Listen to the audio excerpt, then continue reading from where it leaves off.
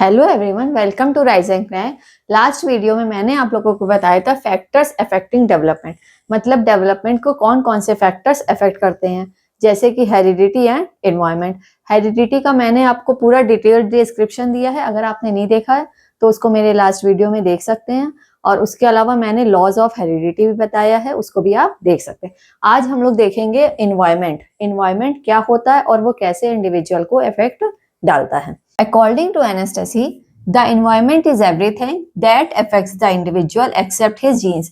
इसका क्या मतलब है? मतलब कि जीन्स को छोड़कर environment वह सब कुछ है जो कि इंडिविजुअल को इन्फ्लुएंस करता है या उसको प्रभावित करता है।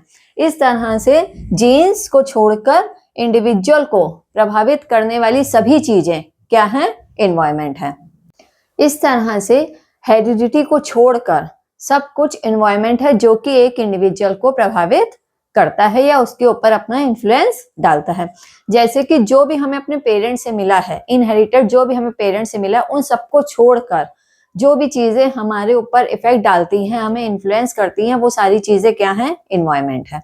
अब हम देखते हैं कि एनवायरनमेंट बच्चे को कब से प्रभावित करना स्टार्ट कर देता है।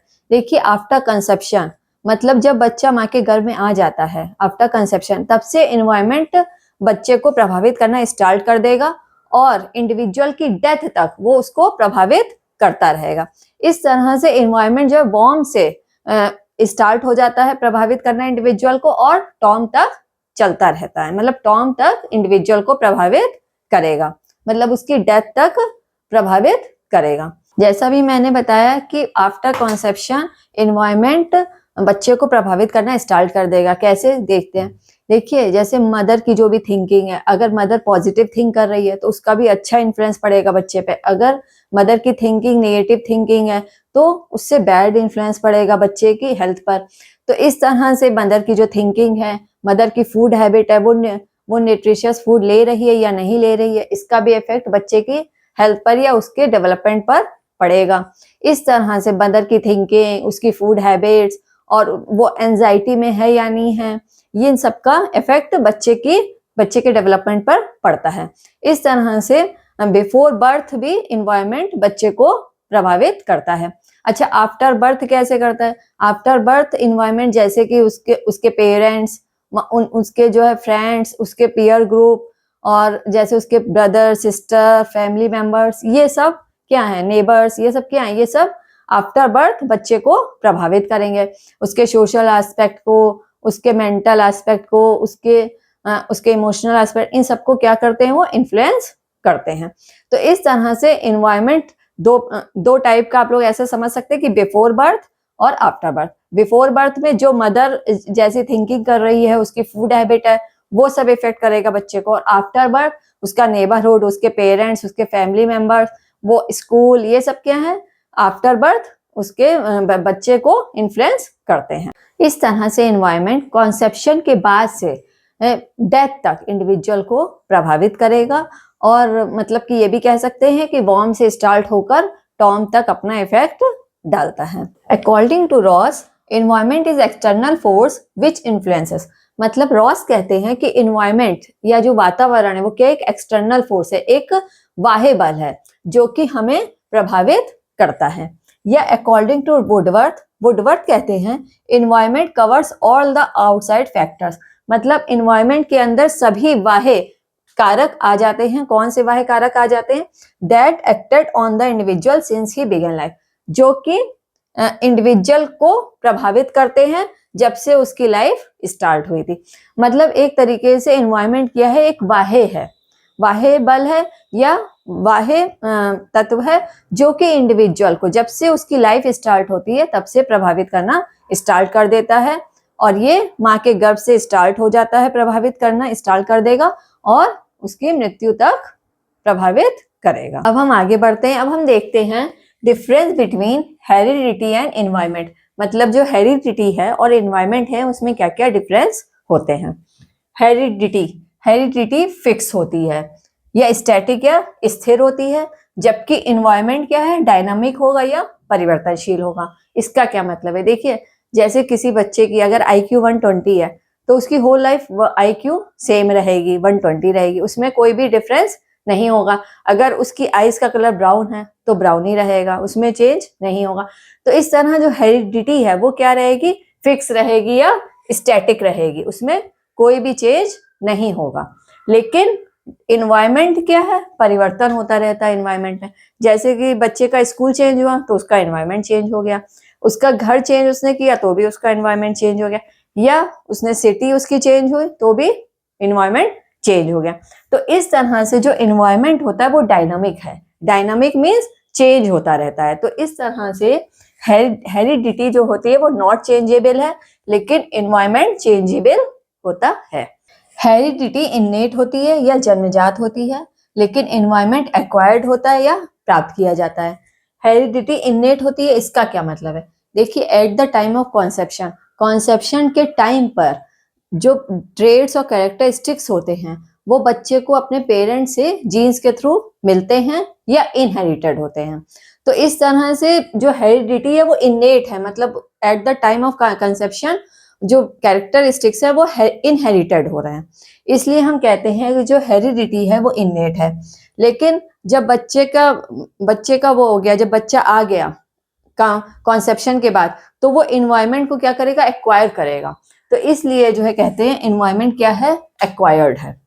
इट गिव्स बेस, मतलब जो हेरिडिटी होती है वो एक आधार देती है, कि मतलब जो मेच्योरिटी है वो देगी हेरिडिटी, कि जो बच्चे के अंदर जो मेच्योरिटी देगी या उसको एक कैपेसिटीज या क्षमता देगी। लेकिन वो जो क्षमता देगी वो कितनी विकसित होगी, वो कहाँ तक जाएगा, ये किस पर डिपेंड करेगा, ये इन्वायरमेंट पर डिपेंड करेगा। जैसे कि हेरिडिटी ने कैपेसिटी तो दे दी, क्षमता दे दी, लेकिन वो उस क्षमता का कितना यूज कर पाएगा, वो कितना आगे जा पाएगा, ये कौन करेगा, इन्वायरमेंट करेगा। अगर बच्चे को प्रॉपर इन्वायरमेंट नहीं मिलेगा तो वो उतना अच्छे से डेवलप नहीं हो पाएगा। तो इसलिए जो हेरिडिटी होती है ये बेस देती है, लेकिन उस जो बेस है उसको कौन डेवलप करेगा, वो इन्वायरमेंट करेगा। अब जैसे कि हेरिडिटी क्या होती है, ये अपर लिमिट सेट करती है, मतलब बच्चा कहाँ तक जाएगा उसकी एक अपर लिमिट सेट कर देगी, उसकी एक रेंज तय करेगी। लेकिन बच्चा उस अपर लिमिट तक कैसे पहुंचेगा ये इन्वायरमेंट पर डिपेंड करेगा। अगर उसको प्रॉपर इन्वायरमेंट मिलेगा तो बच्चा अपर लिमिट तक जा पाएगा, नहीं तो बच्चा नहीं जा पाएगा। देखिए एक एग्जाम्पल बताते हैं, जैसे कि A और B दो बच्चे हैं, तो अब इसकी जो IQ है वो एवरेज है, लेकिन इसकी IQ अबव एवरेज है। तो हेरिडिटी ने सेट कर दिया कि ये बच्चा यहाँ तक जाएगा, इसकी अपर लिमिट यहाँ तक है और ये इसकी रेंज है। लेकिन जो B बच्चा है उसकी IQ क्या है, अबव एवरेज है, तो इसकी अपर लिमिट ये सेट कर दी हेरिडिटी ने। लेकिन ये दोनों बच्चे इस अपर लिमिट को तभी पा पाएंगे जब इनको प्रॉपर इन्वायरमेंट मिलेगा। अगर इनको प्रॉपर इन्वायरमेंट नहीं मिलेगा तो ये बच्चे अपनी अपर लिमिट को नहीं पा पाएंगे। तो इस तरह से जो हेरिडिटी होती है वो अपर लिमिट सेट करती है, रेंज सेट करती है, लेकिन वो अपर लिमिट तक तभी जा पाएंगे जब उनको प्रॉपर इन्वायरमेंट दिया जाएगा। जैसे कि देखिए जो एक पेड़ है, ट्री है, तो उसकी एक अपर लिमिट सेट हो गई कि वो इतना टॉल होगा, लेकिन अगर उसको प्रॉपर सॉइल, वाटर और सब चीज, प्रॉपर सनलाइट नहीं मिलेगी तो वो अपनी अपर लिमिट को नहीं पा पाएगा। तो इस तरह से हमने देखा कि जो हेरिडिटी होती है वो एक बेस दे देती है, एक आधार दे देती है, लेकिन जो बच्चे का एक्चुअल डेवलपमेंट है वो किस पर डिपेंड कर रहा है, वो इन्वायरमेंट पर डिपेंड कर रहा है। हेरिडिटी जो होती है वो इंटरनल होती है या आंतरिक होती है, मतलब जो जायगोट का बनना होता है वो क्या है, बायोलॉजिकल है या एक इंटरनल प्रोसेस है, इसलिए हेरिडिटी क्या होगी, इंटरनल है। लेकिन एनवायरनमेंट क्या है, एक्सटर्नल है या बाह्य है। अब ये एक्सटर्नल और बाह्य क्यों है, देखिए दो तरीके से एनवायरनमेंट है, एक तो बिफोर बर्थ और एक आफ्टर बर्थ।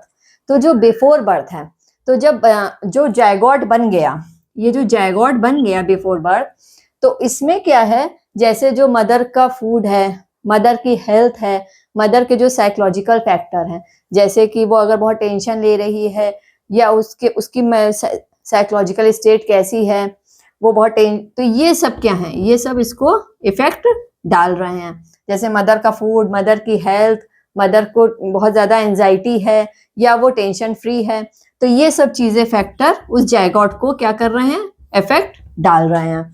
तो इस तरह से ये जो इन्वायरमेंट होता है ये क्या है, एक्सटर्नल है या बाह्य है, क्योंकि जायगोट को कौन इफेक्ट कर रहा है, मदर की जो फिजिकल या फिजियोलॉजिकल स्टेट इफेक्ट कर रही है, इसलिए हम कहते हैं कि इन्वायरमेंट क्या है, एक्सटर्नल है।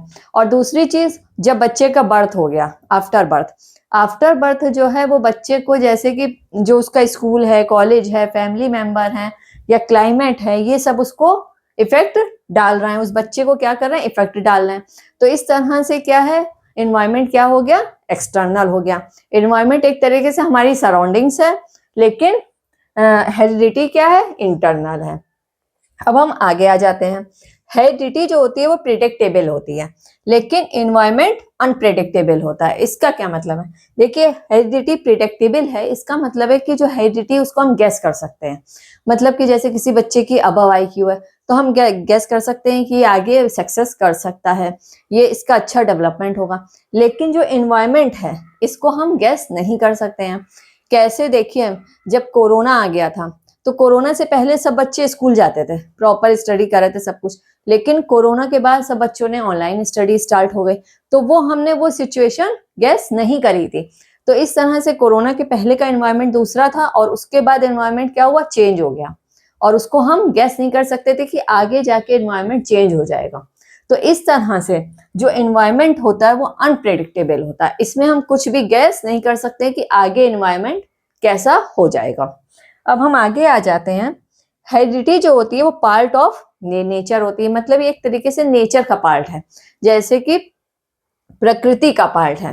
तो लेकिन एनवायरनमेंट क्या है, it is the part of nurture, मतलब हम कैसा उसको नर्चर दे रहे हैं, किस तरीके से उसको सारी एडवांटेज दे रहे हैं, नहीं दे रहे हैं, उसका किस तरीके से उसको डेवलप कर रहे हैं, इस पर डिपेंड करती है। तो इस तरह से एनवायरनमेंट जो होता है वो पार्ट ऑफ नर्चर होता है, लेकिन हेरिडिटी पार्ट ऑफ नेचर होती है। Debate between nature and nurture, देखिए ये जो नेचर और नर्चर के बीच में जो डिबेट है, इससे हमेशा एक दो क्वेश्चन पूछे जाते हैं, बहुत इंपॉर्टेंट है। चलिए देखते हैं क्या है। देखिए जो नेचर शब्द है, प्रकृति है, इसको हेरिडिटी के लिए यूज करते हैं, नेचर वर्ड को। लेकिन जो नर्चर होता है, पोषण, इसको एनवायरनमेंट के लिए यूज किया जाता है। तो डिबेट ये है कि कुछ जो साइकोलॉजिस्ट हैं, जैसे कि गार्टन और कैटिल, ये कहते हैं कि जो नेचर है, मतलब जो हेरिडिटी है, ये ज्यादा इंपॉर्टेंट है डेवलपमेंट के लिए। लेकिन कुछ साइकोलॉजिस्ट जैसे JB वॉटसन है और अदर्स हैं, वो कहते हैं एनवायरनमेंट ही सब कुछ है बच्चे के डेवलपमेंट के लिए। मतलब इसका मतलब ये है कि कुछ साइकोलॉजिस्ट कह रहे हैं कि हेरिडिटी ज्यादा इंपॉर्टेंट है या नेचर ज्यादा इंपॉर्टेंट है, जबकि कुछ साइकोलॉजिस्ट कहते हैं कि एनवायरनमेंट या नर्चर ही इंपॉर्टेंट है। जैसे कि JB वॉटसन कहते हैं, मुझे चाहे जो बच्चे दे दो, आप जो कहोगे उसे मैं वह बना दूंगा। उनका ये मतलब है कि आप चाहे उन्हें बिलो एवरेज के बच्चे दे दीजिए, लेकिन आप डॉक्टर, इंजीनियर, आप जो कहेंगे वो बना देंगे। उनका मतलब है कि इन्वायरमेंट ही सब कुछ है, हेरिडिटी से का कोई भी रोल नहीं है बच्चे के डेवलपमेंट में। लेकिन कुछ साइकोलॉजिस्ट जैसे गार्टन या कैटिल कह रहे हैं कि हेरिडिटी ही सब कुछ है। तो इस तरह से कुछ साइकोलॉजिस्ट कह रहे हैं कि हेरिडिटी ज्यादा इंपॉर्टेंट है, कुछ साइकोलॉजिस्ट कह रहे हैं कि एनवायरनमेंट ज्यादा इंपॉर्टेंट है। लेकिन वुडवर्थ हैं, वो कहते हैं, Woodworth highlighted that both genetics and environmental factors are essential for the growth and development of child. Woodworth कहते हैं कि जेनेटिक्स और एनवायरमेंटल, मतलब हेरिडिटी और एनवायरमेंटल दोनों ही फैक्टर इंपॉर्टेंट है, किसके लिए, बच्चे के ग्रोथ और डेवलपमेंट के लिए। वो कहते हैं कि हेरिडिटी और एनवायरनमेंट दोनों एक दूसरे के क्या है, कॉम्प्लीमेंट है, मतलब पूरक है। उनका मतलब है कि दोनों ही इंपॉर्टेंट है और दोनों ही जरूरी हैं, दोनों एक दूसरे के पूरक हैं। जैसे कि हेरिडिटी एंड एनवायरनमेंट में, जैसे किसी बच्चे को हेरिडिटी से उसकी जो IQ है वो अबव एवरेज है, लेकिन उसको एनवायरनमेंट बहुत अच्छा नहीं मिला, तो बच्चे का डेवलपमेंट क्या अच्छे से हो पाएगा, नहीं हो पाएगा। उसी तरह से जैसे कोई बच्चा है वो बिलो एवरेज है, लेकिन हम उसको चाहे जितना भी अच्छा एनवायरनमेंट दे दें, लेकिन उसका उतना अच्छे से डेवलपमेंट नहीं हो पाएगा। इस तरह से हेरिडिटी और एनवायरनमेंट दोनों ही बच्चे के डेवलपमेंट के लिए जरूरी हैं। जैसे कि हमने देखा कि डेवलपमेंट में हेरिडिटी और एनवायरनमेंट दोनों इफेक्ट डालते हैं। लेकिन ये development is equal to heredity into environment होता है। मतलब जो डेवलपमेंट होता है वो हेरिडिटी और एनवायरनमेंट का मल्टीप्लिकेटिव होता है, इनका एडिटिव नहीं होता है। जैसे कि अगर कोई कह दे development is equal to heredity plus environment, तो ये गलत है। डेवलपमेंट क्या है? डेवलपमेंट हेरिडिटी इनटू एनवायरनमेंट का मल्टीप्लिकेटिव होता है। क्यों होता है? क्योंकि हेरिडिटी और एनवायरनमेंट दोनों एक दूसरे पे इफेक्ट डालते हैं। जब ये दोनों आपस में इंटरेक्शन करते हैं उसके बाद ही डेवलपमेंट होता है। मतलब डेवलपमेंट क्या है? Development is the result of heredity and environment, इनके बीच जो इंटरेक्शन हो रहा है उसका रिजल्ट है डेवलपमेंट। तो इस तरह से डेवलपमेंट क्या है? हेरिडिटी इनटू एनवायरनमेंट है। इस तरह से डेवलपमेंट पे हेरिडिटी और एनवायरनमेंट दोनों ही अपना इफेक्ट डालते हैं। अब ये कितना इफेक्ट डालें? क्या हेरिडिटी और एनवायरनमेंट दोनों 50% डाल रहे हैं, या 40% डेवलपमेंट या 60% एनवायरनमेंट डाल रहा है? नहीं, ऐसा नहीं है। इनका जो भी कंट्रीब्यूशन है हम इसको मेजर नहीं कर सकते, हम नहीं पता लगा सकते कि कौन कितना इफेक्ट डाल रहा है। देखिए कुछ एरियाज में या कुछ डोमेन्स में हेरिडिटी अपना इफेक्ट ज्यादा डालती है, कुछ एरियाज में एनवायरनमेंट अपना इम्पैक्ट ज्यादा डालता है। जैसे कि सपोज करिए जो बच्चे का फिजिकल और मेंटल डेवलपमेंट है उस पे हेरिडिटी अपना ज्यादा इम्पैक्ट डालेगी, लेकिन बच्चे के सोशल और मॉरल डेवलपमेंट पर एनवायरनमेंट ज्यादा इम्पैक्ट डालेगा। तो इस तरह से जो बच्चे के ऊपर कौन हेरिडिटी ज्यादा इम्पैक्ट डाली है, एनवायरनमेंट ज्यादा इफेक्ट डाल रहा है, ऐसा नहीं है, दोनों अलग अलग इफेक्ट डालते हैं। जैसे बच्चे की स्किन कलर है, आई कलर है, उसकी हाइट है और उसका ब्लड ग्रुप है, इन सब पे कौन इफेक्ट ज्यादा डालेगा? हेरिडिटी ज्यादा इफेक्ट डालेगी। लेकिन जैसे बच्चे की थिंकिंग है, मैनर्स है, एप्टीट्यूड है, एटीट्यूड है, इन सब पे एनवायरनमेंट ज्यादा इफेक्ट डालेगा। उसी तरीके से जैसे कोई बच्चा प्रीनेटल स्टेज में बच्चे पर हेरिडिटी ज्यादा इफेक्ट डालेगी, लेकिन अभी बच्चा प्रीनेटल के बाद बच्चे पे एनवायरनमेंट ज्यादा इफेक्ट डालेगा। तो इस तरह से डेवलपमेंट पर हेरिडिटी और एनवायरनमेंट दोनों ही अपना कंट्रीब्यूशन करेंगे, लेकिन दोनों ही डिफरेंट कंट्रीब्यूशन करेंगे। कभी हेरिडिटी ज्यादा कंट्रीब्यूट करेगी, कभी एनवायरनमेंट कभी ज्यादा कंट्रीब्यूशन देगा। अगर आपको मेरी वीडियो पसंद आई हो तो प्लीज लाइक एंड शेयर करिए। अगर आप ऐसी ही वीडियो और देखना चाहते हैं तो सब्सक्राइब करिए राइज एंड क्रैक सब्सक्राइब करिए। अगर आपको कोई डाउट हो या आप किसी भी टॉपिक पे वीडियो चाहते हैं तो आप कमेंट करिए। Thank you for watching. Next video में मिलते हैं।